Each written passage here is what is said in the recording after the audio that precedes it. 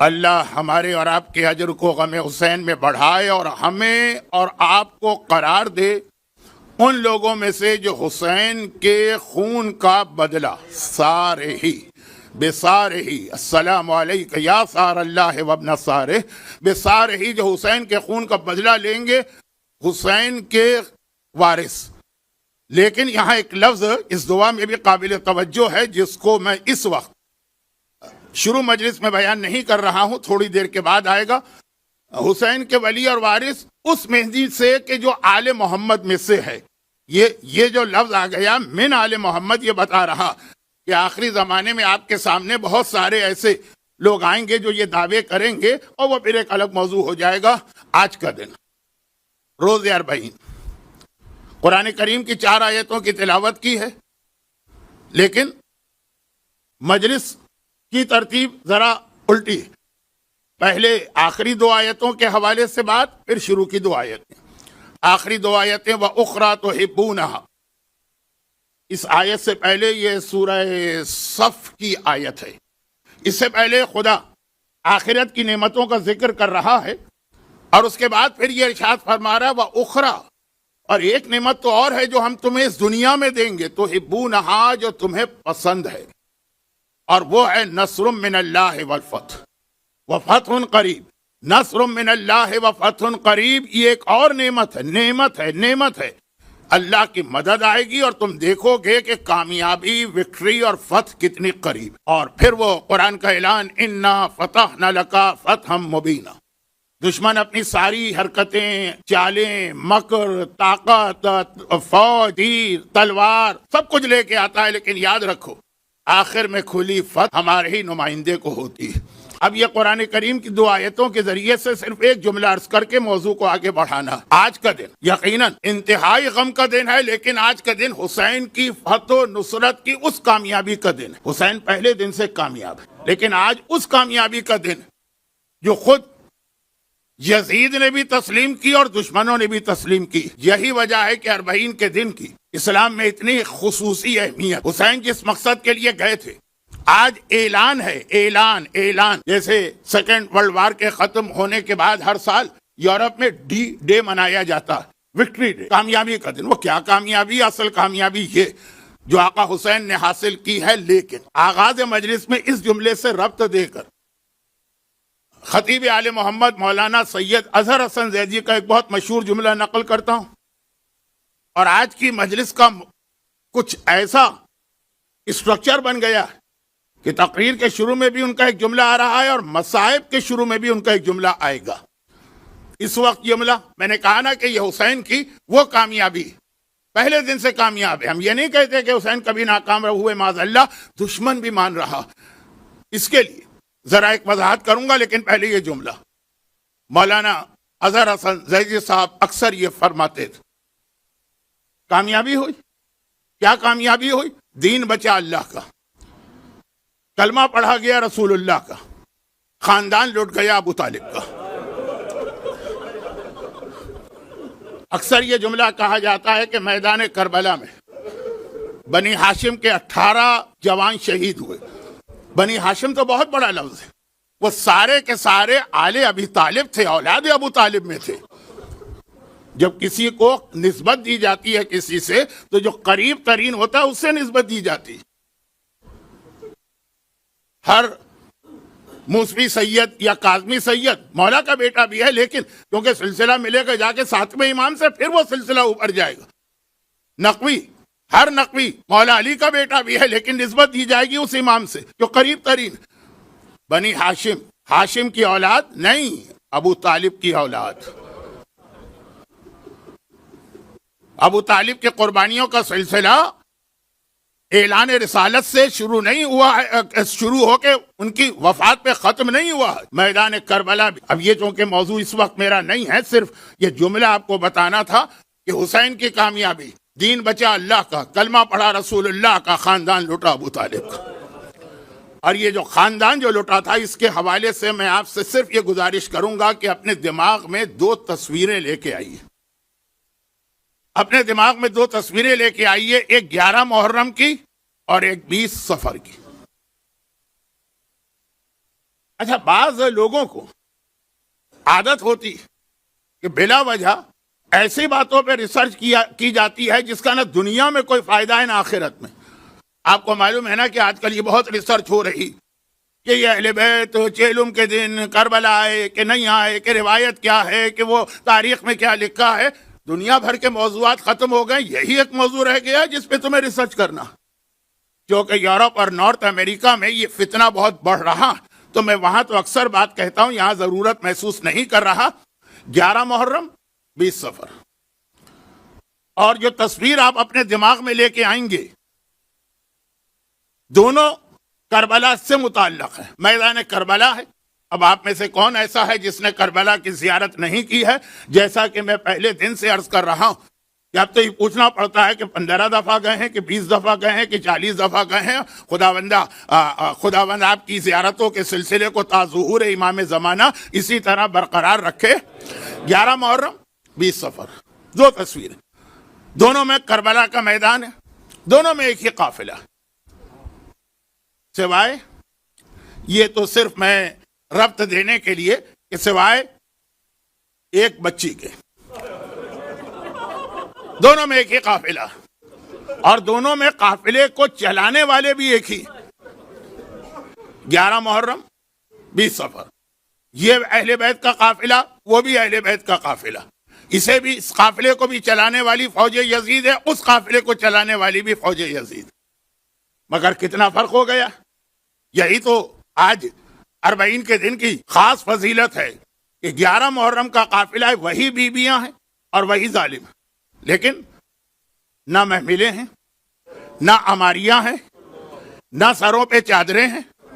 اونٹوں کی برہنہ پشت کے اوپر اس طرح بیٹھی ہیں کہ دونوں ہاتھ گردن سے بندھے، اور 20 صفر کو یہی قافلہ ہے، یہی سیدانیاں ہیں، یہی بیویاں ہیں، وہی ظالم یزید اور اس کی فوج کے سپاہی ہیں. لیکن آج محملے بھی ہیں، آج عماریہ بھی ہیں. زینب کی خواہش پہ پردے بھی سیاہ لٹکائے گئے، ورنہ تو ریشمی پردوں کا انتظام تھا. ساری بیویوں کے سروں پہ چادر ہیں، ہر ایک کا حجاب محفوظ ہے. بڑے احترام کے ساتھ یہ قافلہ چل رہا. 11 محرم کے قافلے کے آگے آگے ایک اعلان ہو رہا تھا، تقریباً ویسا ہی اعلان 20 صفر کے قافلے کے آگے بھی ہو رہا ہے، چند لفظوں کی تبدیلی سے. 11 محرم کا قافلہ چل رہا، محمل نہیں، عماری نہیں، سروں پہ چادریں نہیں، ہاتھ گردن سے بندھے ہیں، اور آگے اعلان ہو رہا ہے حاذہ صبایا بنات رسول اللہ، آ کے دیکھو یہ رسول کی بیٹیاں ہیں جنہیں ہم قیدی بنا کے لے جا رہے ہیں. اعلان کرنے والا یہ اعلان کرتا جا رہا، اور 20 محرم یہاں ہے کہ آ کے دیکھو رسول کی بیٹیوں کو.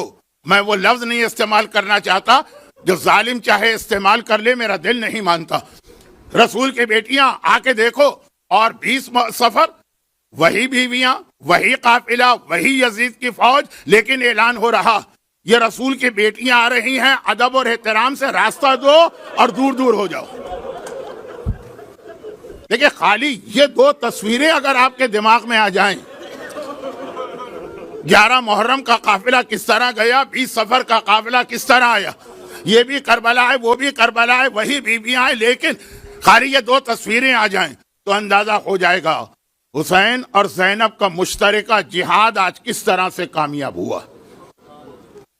کہ یزید کی فوج اعلان کر رہی ہے کہ راستے سے ہٹ جاؤ، دور دور چلے جاؤ، رسول کی بیٹیاں آ رہی ہیں، ان کا احترام کرو. اور ایک جملہ اور یہاں پہ کہہ دوں، اور اس کے بعد پھر ایک دو چھوٹی چھوٹی گزارشات کر کے آج کی مجلس اختتام کو پہنچاؤں. اور وہ یہ ہے کہ یہ بھی ذہن میں رکھیے گا کہ اگرچہ زیادہ مشہور لقب شہزادی کونین کا ہے، کون سا لقب؟ صدیقہ.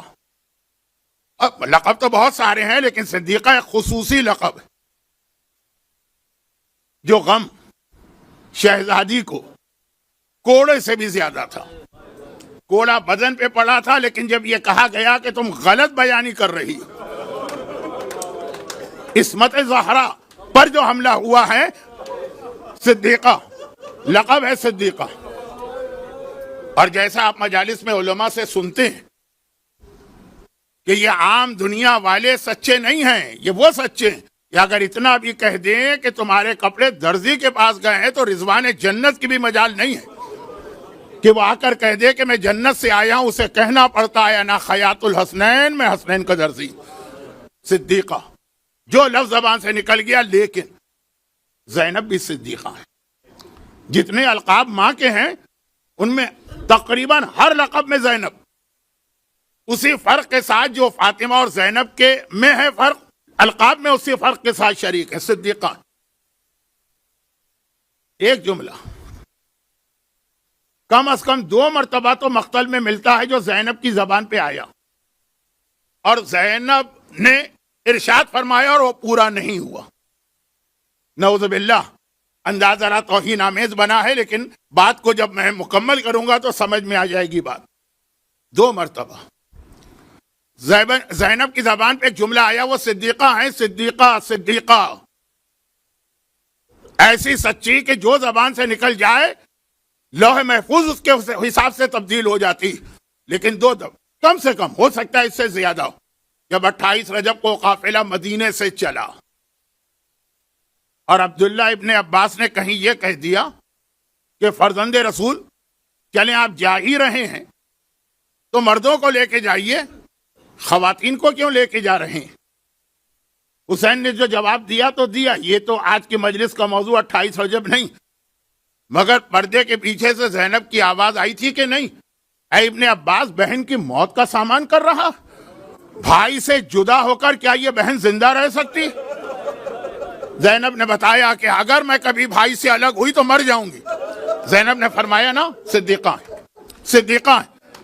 اچھا یہ ذہن میں رکھیے۔ پھر بعض ارباب مقاتل نے لکھا کہ آقا حسین جب مکے سے چلے، یہ تو مدینے سے چلے، جب مکے سے چلے اونو محمد کو اس لیے چھوڑ گئے کہ ان کے باپ عبداللہ ابن جعفر طیار بہت ضعیف تھے، بلکہ بعض کتابوں میں ہے کہ شاید یا نابینا تھے یا جس کو انگریزی میں کہتے ہیں پارشلی بلائنڈ۔ بہرحال وہ تفصیلات آج موضوع نہیں، لیکن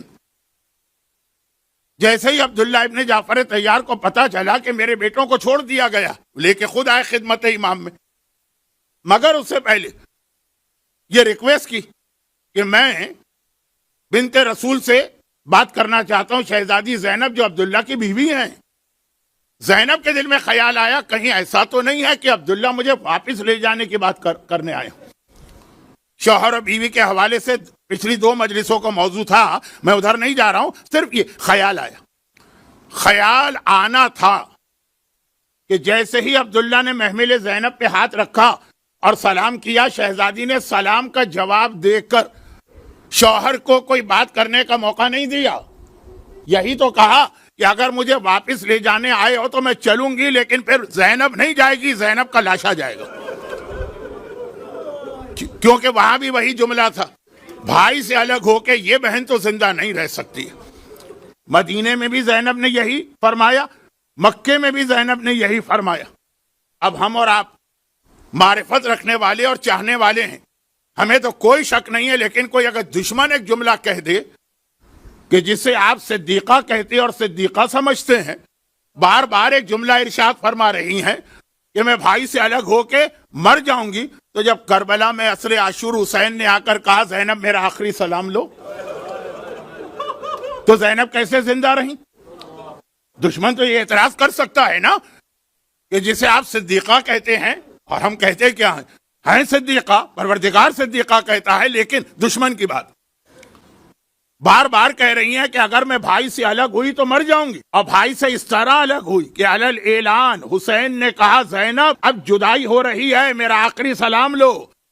55 برس کا ساتھ چھوٹ رہا اور زینب زندہ رہی، تو کیا غلط بیانی تھی نعوذ باللہ؟ یا چلیں یہ بہت اسٹرانگ اگر لفظ ہو گیا تو جذبات میں آ کر جو بات کہی جاتی ہے اس طرح کی کوئی بات زینب نے کہی تھی؟ نہیں، یقین رکھیے کہ صدیقہ طاہرہ نے جو ارشاد فرمایا تھا اس کے حساب سے صدیقہ طاہرہ زینب کبریٰ بھائی کا الوداعی سلام سنتے ہی مر جاتی، پھر زندہ کیسے رہی؟ صرف ایک جملے نے زینب کو زندہ رکھا، صرف ایک جملہ جس کا تعلق 40 سے بنتا، کہا زینب آخری سلام لو، میں جا رہا ہوں، 55 برس کا ساتھ چھوٹ رہا، اور اب میں جو جا رہا ہوں تو میرے اس جہاد کو مکمل کرنا تمہارا کام ہے. یہ جو زینب نے سنا کہ بھائی کا جہاد مجھے مکمل کرنا, مرتی ہوئی زینب دوبارہ زندہ ہو گئی. اسی لیے زینب کا ایک لقب بنا شریکت الحسین. اس جملے نے مرتی ہوئی زینب کو نئی زندگی دے دی کہ بھائی کا جہاد نامکمل ہے, مجھے مکمل کرنا ہے. اور آج زینب کربلا میں بھائی کا جہاد مکمل کر کے آ رہی ہے اور بھائی کو خبر دینے آ رہی. آج یہ اربعین جس جملے نے زینب کو زندہ کیا تھا, اس جملے کی تکمیل آج ہو رہی ہے اربعین. لیکن ابھی دو جملے. نمبر ایک, اگر کوئی ایک سوال کرے, جیسا کہ کہا جاتا ہے کہ یہ سوال کسی نے مولا سے کیا تھا. اچھا, یہ روایت جو میں نے کہا جاتا ہے روایت صحیح ہے. جگہ کے بارے میں ہو سکتا ہے اختلاف ہو کہ کہاں کی روایت ہے, لیکن آپ حضرات جب کربلا کی زیارت کو جاتے ہیں تو خاص پھر آپ نجف تو جاتے ہی جاتے ہیں. تو کل میں نے علامہ ہلی و مقدس اردبیلی کی جو قبریں بتائیں تو آپ نے کوئی نئی بات کوئی تھوڑی سنی, آپ کے ذہن میں پوری تصویر آ گئی. اور جب نجف جاتے ہیں تو کوفہ بھی جاتے ہیں. مولا فرماتے ہیں کہ مکہ اللہ کا حرم ہے, مدینہ رسول اللہ کا حرم ہے, کوفہ میرا حرم ہے. وہاں بھی ہم جاتے ہیں. اور پھر وہاں پہ جب ہمیں صحن میں مختلف زیارتیں کرائی جاتی ہیں تو ایک زیارت کرائی جاتی ہے مقام جبرائیل, بالکل وہ جو مسجد ہے جہاں مولا کے ضربت لگی. اب تو مسجد بہت بڑی ہے, لیکن مسجد کا وہ حصہ جہاں پھر خواتین اور حضرات کے لیے الگ الگ وہ سیپریشن اور پارٹیشن ہے, اس کے بالکل باہر جو ستون ہے اس کا نام ہے ستون جبرائیل یا مقام جبرائیل. اچھا, وہاں پہ کیا کہا جاتا ہے کہ یہاں یہ کیوں نام ہے؟ یاد آ رہا ہوگا نا, مسجد کوفہ میں آپ نے کتنی نمازیں پڑھی ہے. یہ مقام آدم ہے, یہ مقام نوح ہے, اور یہ مقام زین العابدین ہے, اور یہ مقام ابراہیم ہے, اور مختلف ایک مقام جبرائیل. معتبر روایت تو یہی کہ 19 رمضان کو جو مولا کے سر پہ ضربت لگی, جہاں پہ جبرائیل کھڑے ہو کر مولا کا مرثیہ کہہ رہے, جو پہلا مرثیہ لقد تہدمت ارکان الہدی. تو چونکہ میرا موضوع اس وقت مولا کے مصائب نہیں ہے, ورنہ تو پورا مرثیہ, اور آپ آج سنتے ہیں اور آپ کو مجلس میں بھی اپنے وطن میں سننے کا موقع ملتا ہے. وہاں تو جس قافلے میں جائیں گے وہاں کے عالم آپ کو بتائیں گے. کہا جاتا ہے کہ یہ جو ایک بالکل معتبر روایت ہے وہ بھی وہیں پہ پیش آئی, اور وہ یہ کہ مولا مسجد سے باہر آ رہے ہیں. وہ جو پرانی مسجد ہے جس میں دروازے وغیرہ لگے ہیں, اس کے باہر آ رہے ہیں, تو اندر ممبر ہے نا, ممبر سلونی. مولا ارشاد فرما کے باہر آئے. سلونی کا جو خطبہ ہے نا, یہ نہج البلاغہ میں بھی آیا ہے, اور اس کے علاوہ دیگر کتابوں میں بھی ہے, اور الگ الگ موقع پہ مولا نے یہ دعویٰ کیا. مگر ایک خطبہ وہ ہے جس کا میں نے پہلی یا دوسری مجلس میں ذکر کیا تھا کہ جب مولا نے ایک بار نہیں 3 بار کا سلونی قبل ان تخفضونی, سلونی قبل 3 دفعہ کا, تب وہ ساسا ابن سوہان کھڑے ہوئے. مولا دجال کب آئے گا؟ میں نے ایک اشارہ کیا تھا نا, دجال, یہ جملے خاص وجہ سے کہہ رہا ہوں. تو مولا نے سلونی کا دعویٰ کئی بار کیا ہے. ایک مرتبہ کا واقعہ ہے کہ جب یہ دعویٰ کیا اور پھر باہر تشریف لائے جہاں پہ آج ستون جبرائیل. یاد آ رہی ہوں گے آپ کو کوفے کی مسجد کی حسین یادیں. وہاں پہ ایک آدمی کھڑا ہے, کہا جاتا ہے, اور کہتا ہے کہ آپ نے, یا امیر المومنین, آپ نے دعویٰ کیا سلونی کا کہ آپ کو ہر چیز پتہ ہے, یہ بتائیے اس وقت جبرائیل کہاں. بہت مشہور روایت. اور وہاں مسجد کوفہ میں کہا جاتا ہے کہ یہ روایت مسجد کوفہ میں اس جگہ پیش آئی جہاں ستون جبرائیل. مولا نے سامنے دیکھا, دائیں دیکھا, بائیں دیکھا, پیچھے دیکھا, آسمان کی جانب دیکھا, زمین کی جانب دیکھا, کہا انت جبرائیل, تو ہے جبرائیل. وہ چونک کے پوچھتا ہے یہ آپ نے کیسے کہا؟ کہ میں نے سامنے کائنات کے آخری سرے تک نگاہ ڈالی, جبرائیل کہیں نظر نہیں آئے. دائیں طرف کائنات کا آخری سرا, بائیں طرف کائنات کا آخری سرا, عقب میں کائنات کا آخری سرا, آسمان کا آخری سرا, زمین کا آخری سرا.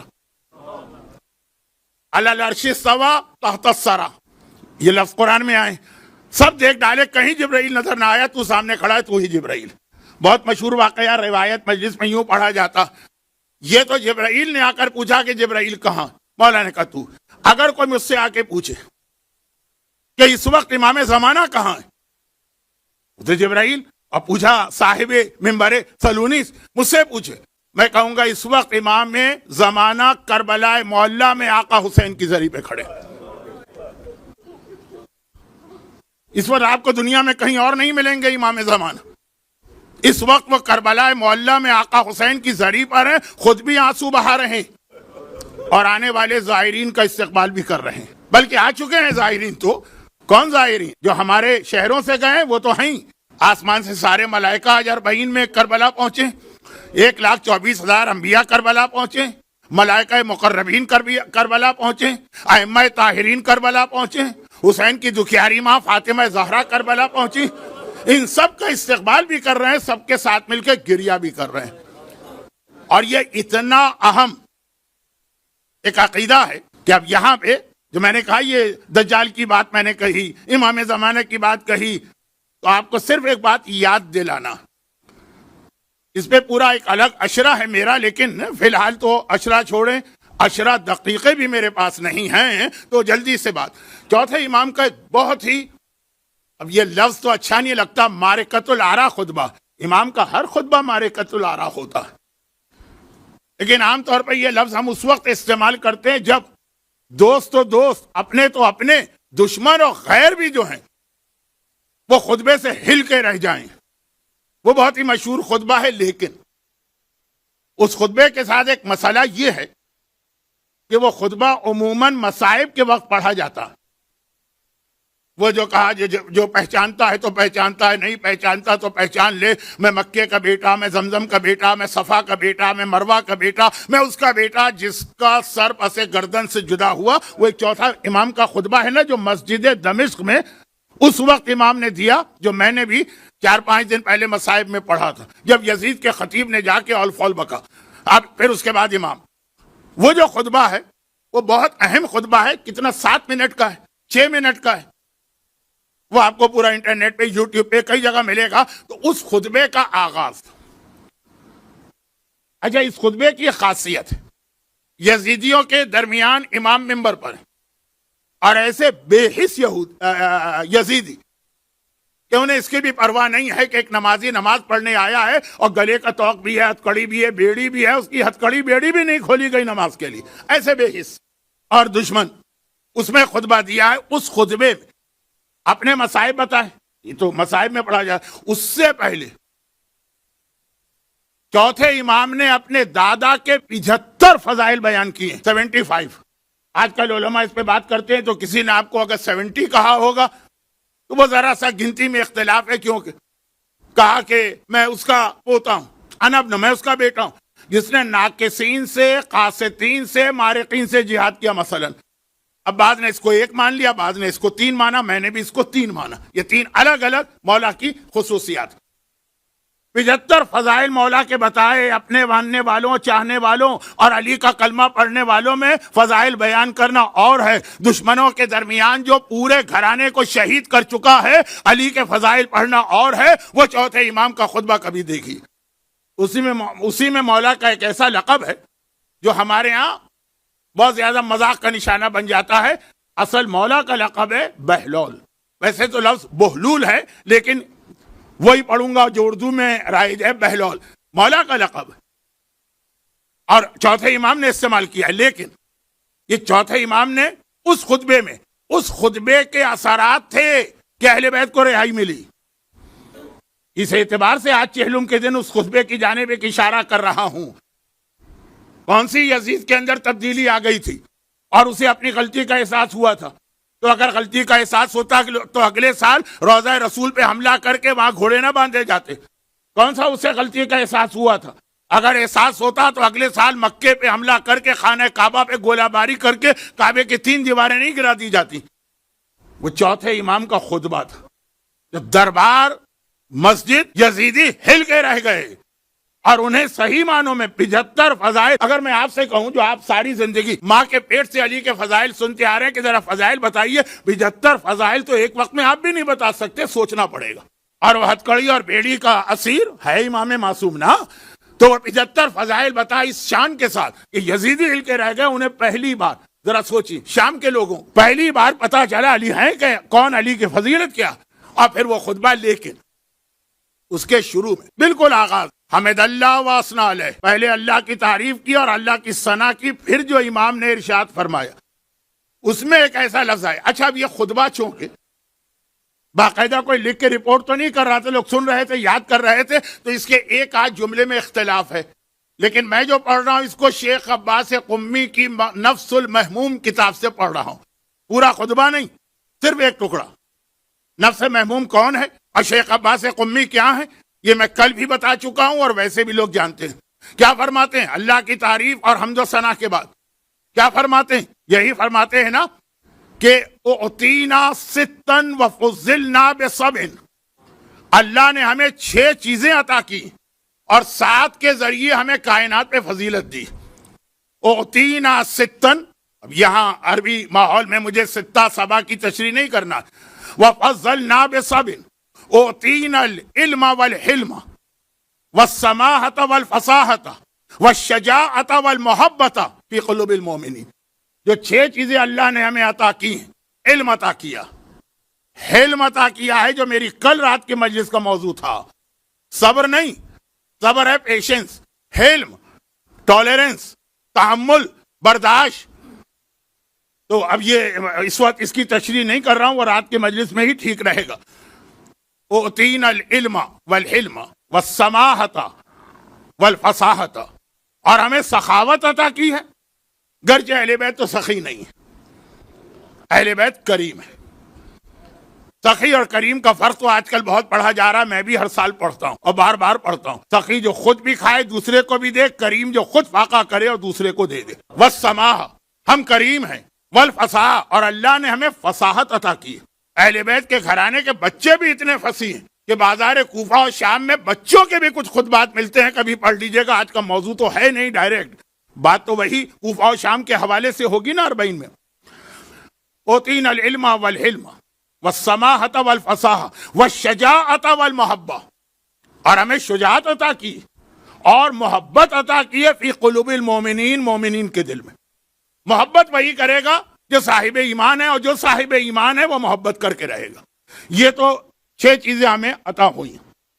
چوتھا امام، جامع مسجد دمشق کا ممبر، گلے میں توق، ہاتھوں میں ہتھکڑی، پاؤں میں بیڑی، نیچے پورا یزیدی مجمع بیٹھا ہوا، اور اس کے بعد فرماتے ہیں وَفُضِّلْنَا بِالسَّبْعِ، اور پھر 7 چیزوں کے ذریعے، 7 چیزوں کے ذریعے ہمیں فضیلت عطا کی گئی.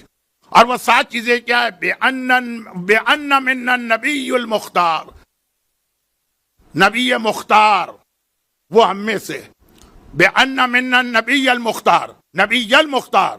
وَمِنَّا الصِّدِّيقُ وَمِنَّا الطَّيَّارُ وَمِنَّا أَسَدُ اللَّهِ وَأَسَدُ رَسُولِهِ وَمِنَّا سِبْطَيْ هَٰذِهِ الْأُمَّةِ. اب یہاں تک تو ہر کتاب میں. اس کے بعد شیخ عباس قمی نے جو خطبہ نقل کیا اس کا ایک لفظ کہا، نبی مختار ہم میں سے، یہ ہمیں فضیلت دی. فضلنا.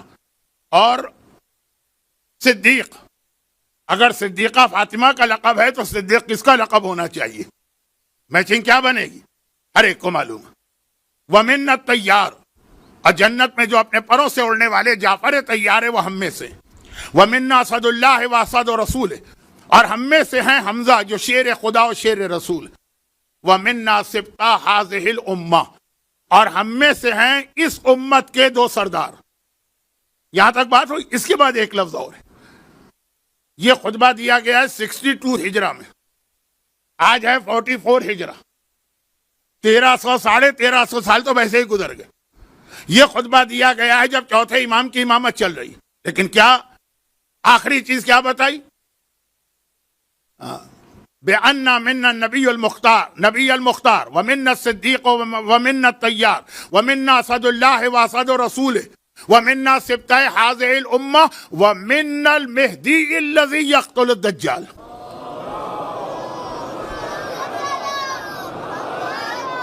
مسجد دمشق کے خطبے کے اندر چوتھا امام، اور وہ اہم ترین خطبہ جس کا اختتام ان مصائب پر ہے کہ مومن تو کیا روئے گا، یزیدی دیواروں سے سر ٹکرا رہے، لیکن اس میں خصوصیت کے ساتھ فرما رہے ہیں اور وہ مہدی بھی ہم میں ہے جو دجال کو قتل کرے.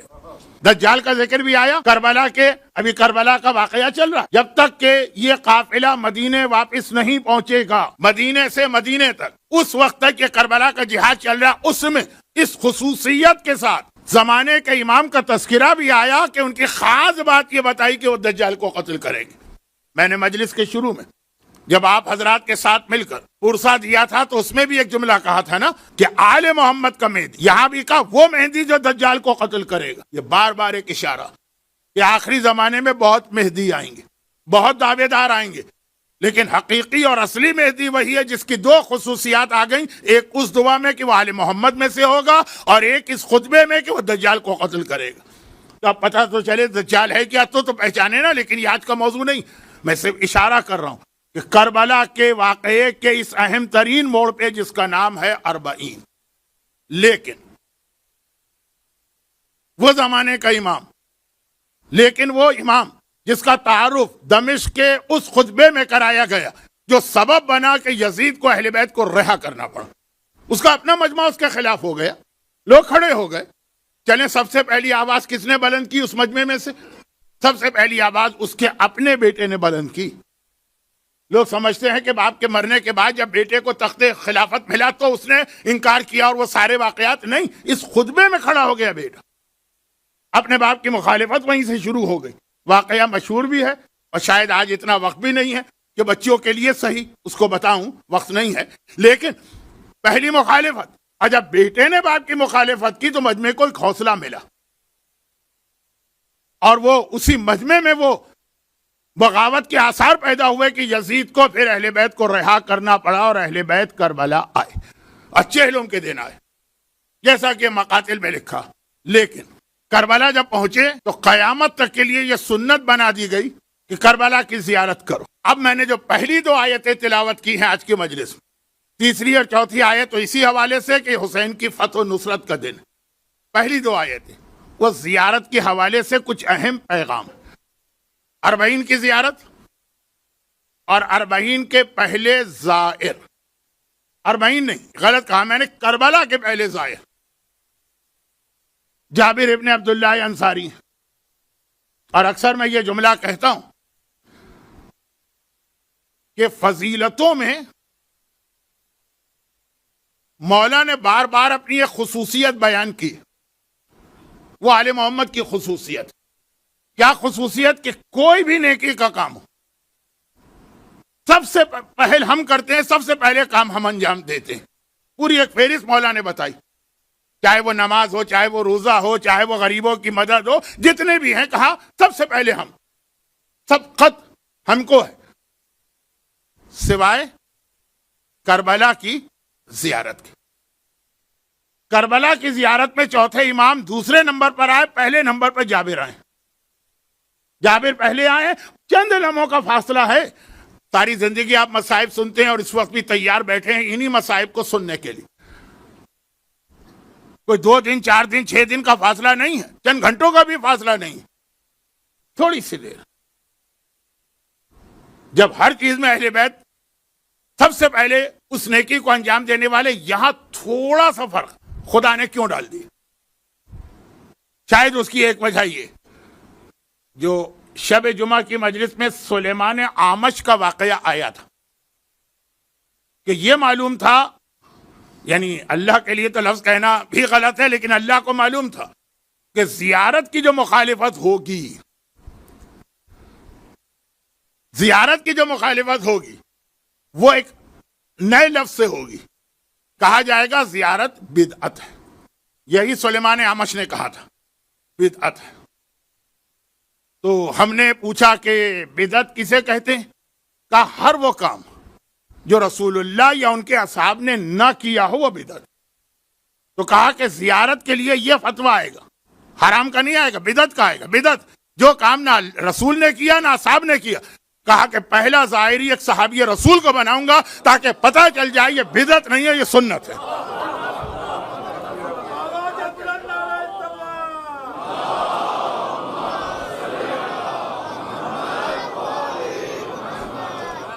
صرف چند منٹ کا فاصلہ تھا، لیکن وہ اس لیے تھا جیسے کوئی قوالی وغیرہ ہے یا کوئی کلام ہے، وہ تو پتہ نہیں روایت میں ہے کہ نہیں ہے، کہ ہے نا کہ جنت میں سب سے پہلے کون عورت جائے گی؟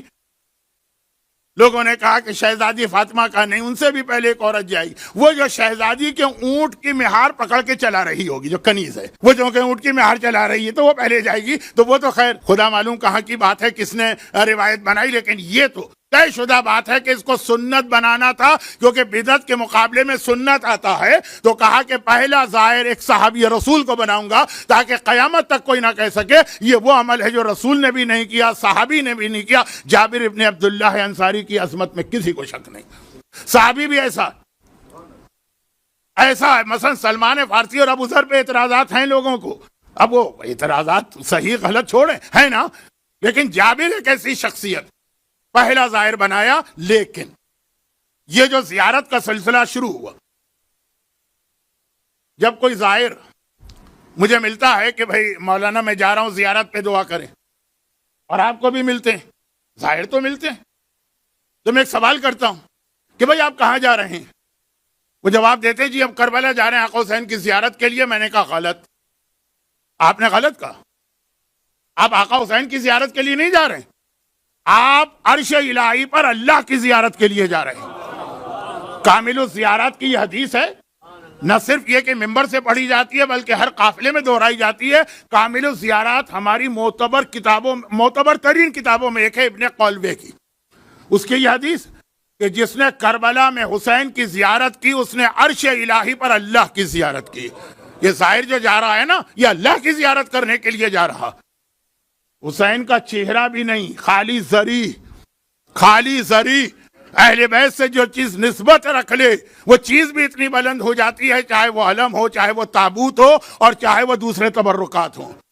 تو آج کل اس کے خلاف بھی ایک پروپیگنڈا ہمارے درمیان شروع ہوا ہے، تو میں تفصیلات میں نہیں جا رہا، لیکن کربلا، اربعین اور زیارت کے پیرامیٹر میں رہتے ہوئے چند باتیں کہہ رہا تھا۔ تو کربلا جب یہ زیارت کا سلسلہ آیا، بس یہاں پہ وہ جملہ آ گیا جو شاید رات کی مجلس میں ہی اچھا لگے، اس وقت زیادہ اچھا، وہ دنیا کا ایک اور علاقہ، خیر، اور وہ یہ ہے کہ کوئی بھی نیک کام ایسا نہیں جس میں شیطان خرابیاں پیدا نہ کرے، کوئی بھی نیک کام ایسا نہیں، پورا ایک الگ موضوع ہے، اور اس وقت شیطان ویطان کی بات کرنے کی گنجائش نہیں ہے، لیکن مختصر ایک بات عرض کر رہا ہوں۔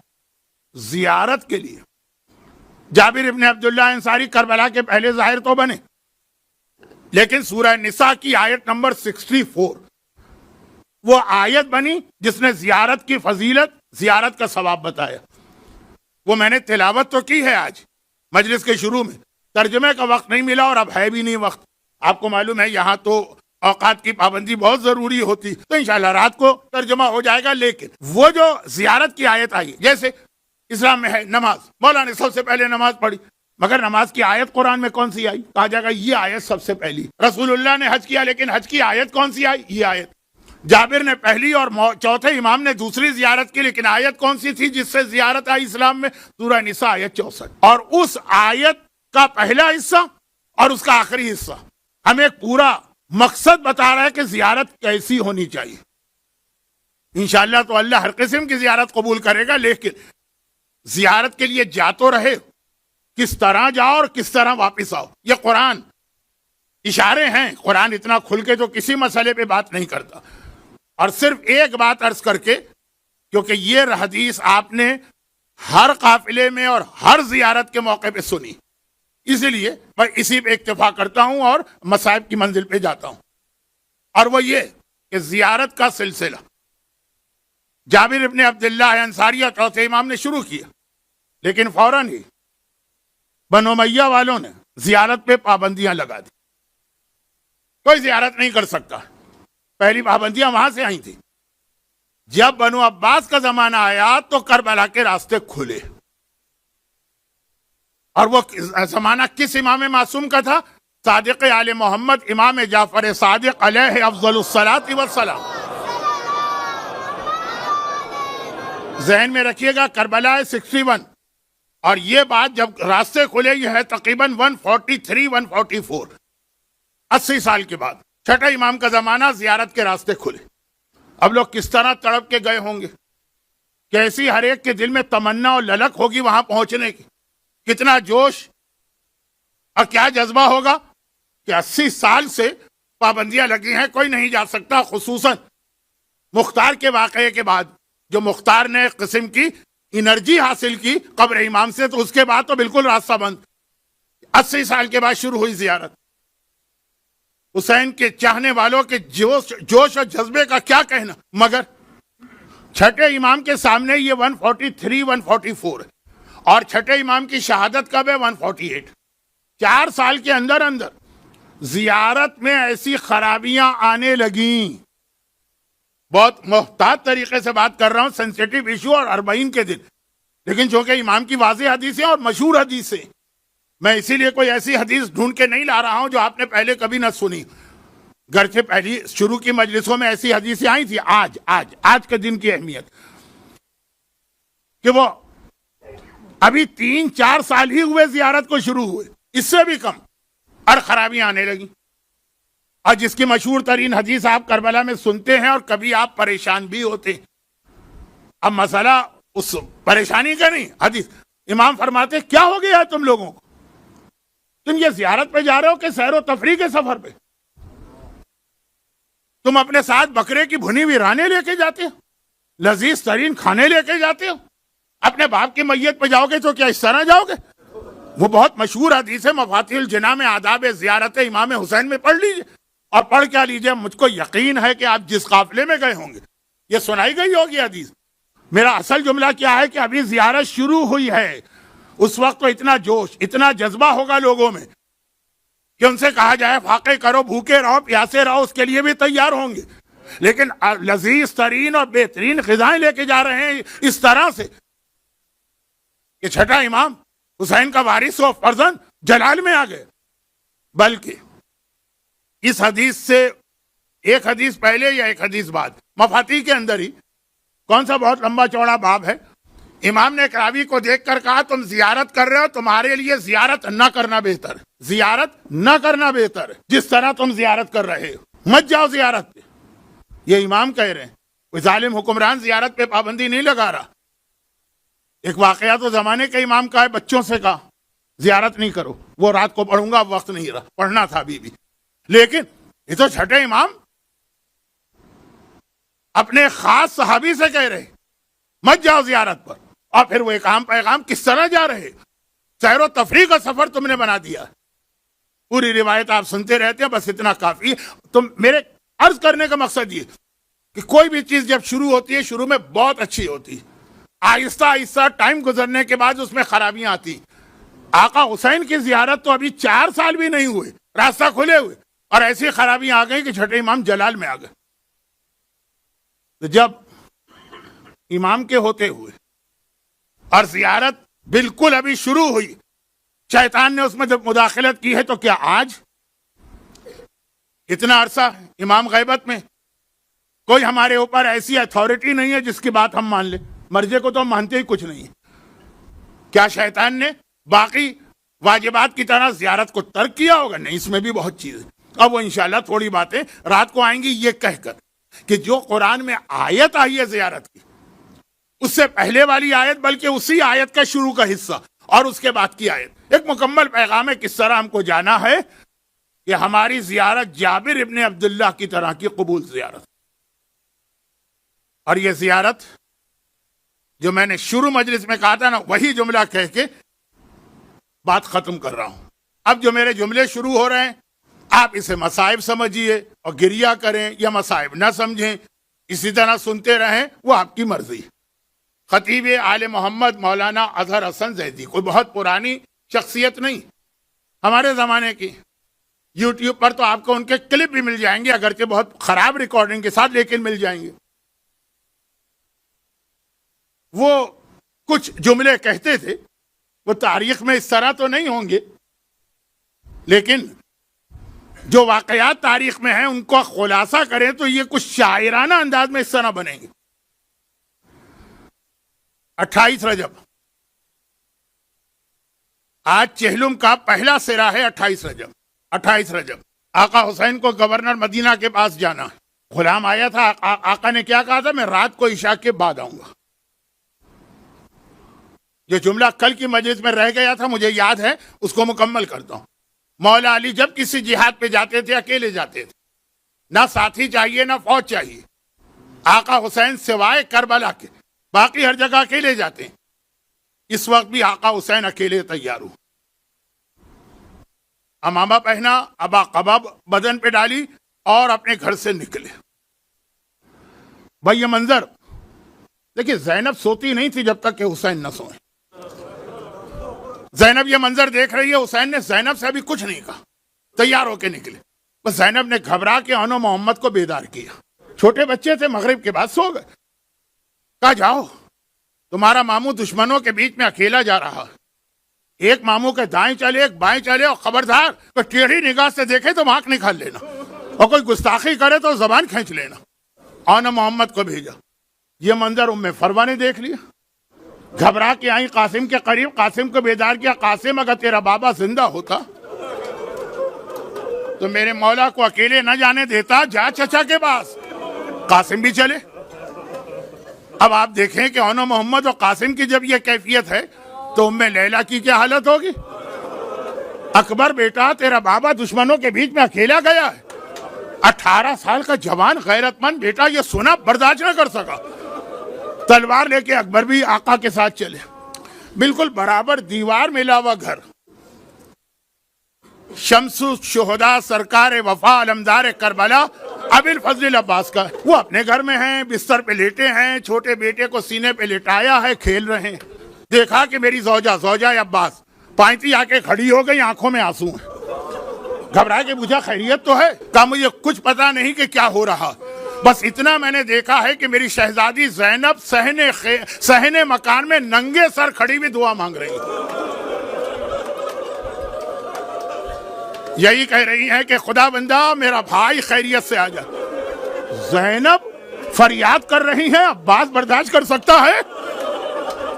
تڑپ کے کھڑا ہوا شہزادی کیا بات ہے؟ کہا بھیا عباس، دشمنوں کے بیچ میں میرا بھیا اکیلا گیا ہے، اور ایک میں اپنے بھائی کو تجھ سے لوں گی. اسی طرح بھائی بہن کی بات ہوتی ہے نا.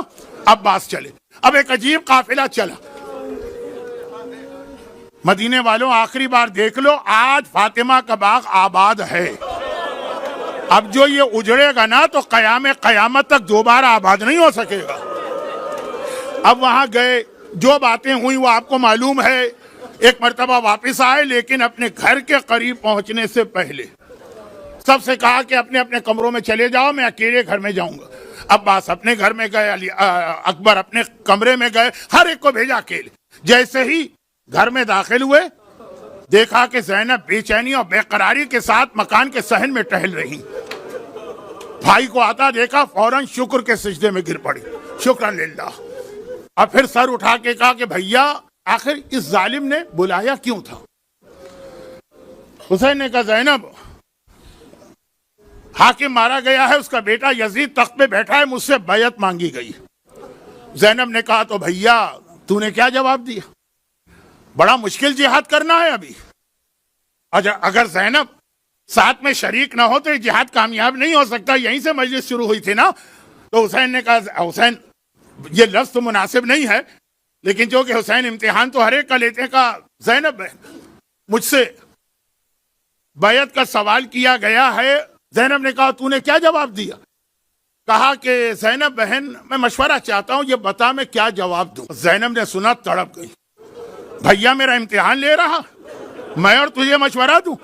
مجھ میں اور تجھ میں کیا فرق ہے؟ جو تیرا نانا ہے وہ میرا نانا ہے، جو تیرا بابا ہے وہ میرا بابا ہے، جو تیری ماں ہے وہ میری ماں ہے، جو دودھ تو نے پیا وہ میری غذا بنا، جو خون تیری رگوں میں ہے وہ میری رگوں میں ہے.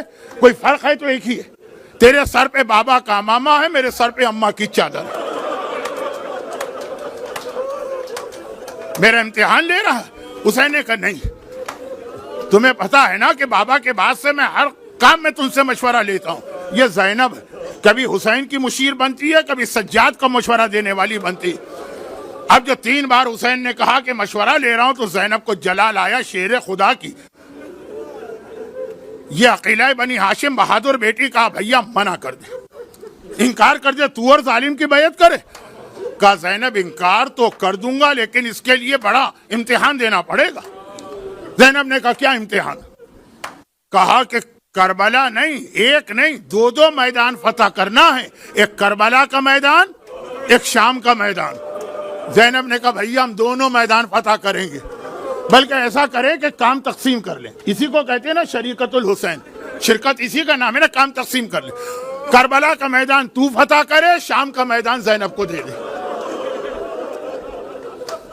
بس صرف ایک جملہ میرا ہوگا, کربلا کا میدان حسین فتح کریں گے لیکن زینب ہر جگہ ساتھ ہوگی. شام کا میدان فتح کرنے جب زینب جائے گی تو کیا حسین ساتھ ہوں گے؟ جسم تو نہیں ہوگا, نو کے نیزہ پر کٹا سر, ہر منزل پر بہن کے ساتھ. اور کہا بھیا جہاد کا آغاز ہے نا, تو ابھی سے کاموں کو تقسیم کر لیتے ہیں. تو مرد ہے, خیمے کے باہر کے کام تیرے حوالے, میں عورت ہوں, خیمے کے اندر کے کام میرے حوالے. مجاہد کو تیار کرنا میرا کام ہے, گھوڑے پہ بٹھا کے مقتل بھیجنا تیرا کام. بھیا شہید کا لاشا لانا تیرا کام ہے, اس کی صف عزا بچھانا میرا کام ہے. اب بھیا پھر جب مرد عورتوں کی تقسیم ہو رہی ہے نا, تو بچوں کو بھی تقسیم کر لیتے ہیں. تو مرد ہے, لڑکے تیرے حوالے, میں عورت ہوں, لڑکیاں میرے حوالے.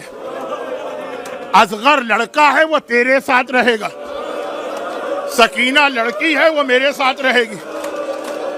اصغر کا گلا چھدے گا تو تیری گود میں چھدے گا, سکینہ کے رخسار پہ تماچے لگیں گے تو زینب کی گود میں لگیں گے.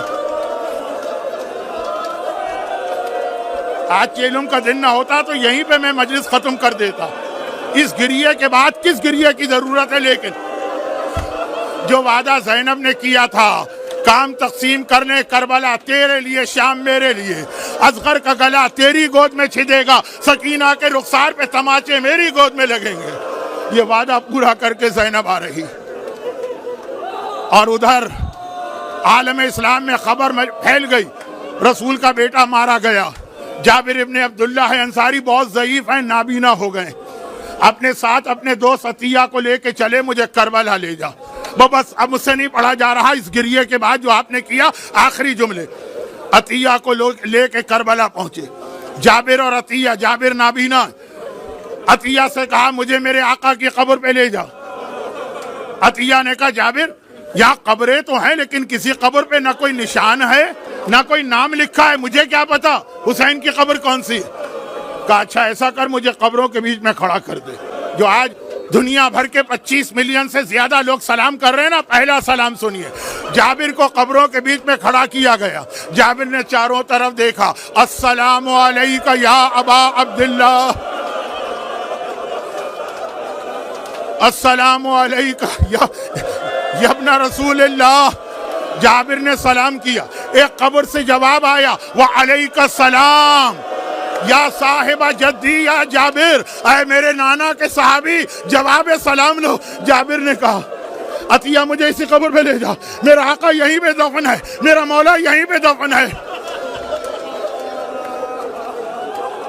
عطیہ جابر کو اس قبر پہ لے گئے. جابر گرے, اتنا روئے کہ غش کھا گئے.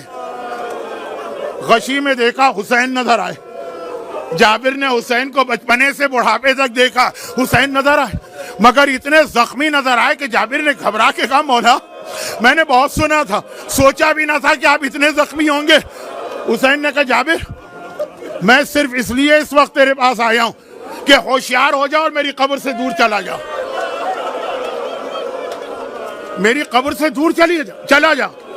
جابر گھبرا گئے, کہا مولا کیا آپ مجھ سے ناراض ہیں جو مجھے یہاں سے دور کر رہے ہیں؟ کہا ناراضگی کی بات نہیں ہے, میری بہن زینب میری قبر پہ آ رہی ہے.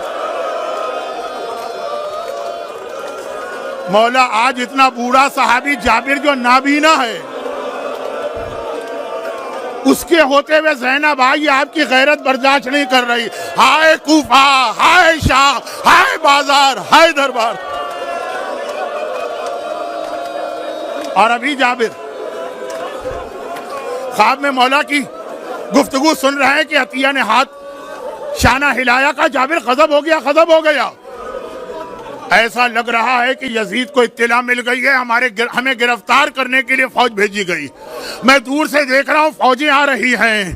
جابر نے کہا میرا بڑھاپا ہے مولا پہ جان قربان, مجھے ہاتھ سے پکڑ کے ذرا دور لے جا. جابر کو دور لے جا رہے ہیں اور لشکر قریب آیا. عطیہ نے کہا مگر یہ گرفتار کرنے والی فوج تو نہیں لگ رہی ہے. کیونکہ اونٹ ہیں، محملیں ہیں، عماریاں ہیں. اور پھر ادھر کربلا کی زمین شروع ہوئی. 11 محرم کو جب زینب کربلا سے چلی تھی، چلتے اونٹ سے اپنے آپ کو گرایا تھا نا. اور آج جب زینب کربلا آئی ہے، ایک بار محمل کا پردہ ہٹایا، زینب نے اپنے آپ کو زمین کربلا پہ گرایا، گھٹنوں کے بل چلتی ہوئی قبر کے قریب آئیں. بس یہ 2 جملے مجھ سے نہیں پڑھا جا رہا. حسین کی قبر پہ ہاتھ رکھ کے کہا بھیا تیری بہن نے جو وعدہ تجھ سے مدینے میں کیا تھا نا، وہ وعدہ پورا کر کے آ رہی ہے، شام کو فتح کر کے آ رہی ہے. اچھا اگر فتح کر کے آ رہی ہیں تو بڑا خوش اور مطمئن ہونا چاہیے نا، وعدہ پورا کیا نہیں، لیکن بہت شرمندہ آ رہی ہے، کیونکہ کربلا سے تیری امانت سکینہ کو لے کے گئی تھی. زینب سکینہ کو واپس نہ لا سکی، زینب سکینہ کو کھو کے آئی ہے. لیکن بھیا یہ میں نے سکینہ سے بھی وعدہ کیا تھا اور تجھ سے بھی وعدہ کر رہی ہوں، اپنی بچی ہی کے پاس جاؤں گی، قیامت تک شام میں رہوں گی. اور ادھر جابر، یہ تیسری بار، آج دوسری بار جملہ سنیں گے آخری، اور شام کی مجلس میں تیسری بار. ادھر جابر نے کہا تھیا یہ تم نے کہا کہ مسافروں کا قافلہ ہے، کہا کہ ہاں، اور قبر حسین پہ یا حسین یا حسین کی آواز ہے، کہا اس قافلے میں کوئی مرد نظر آ رہا؟ عطیہ نے کہا کہ ایک مرد نظر تو آ رہا ہے لیکن بہت بوڑھا. باقی جملہ رات کو پڑھوں گا، لیکن ایک بار جابر نے کہا مجھے وہاں لے جاؤ، اور وہاں لے گئے اور اس سے کہا کہ مجھے بتا دے تو کون ہے؟ کہا انا علی ابن الحسین. بھائی اتنا سننا ہے. جابر نے گلے سے لگایا، پرسہ دینا چاہتے ہیں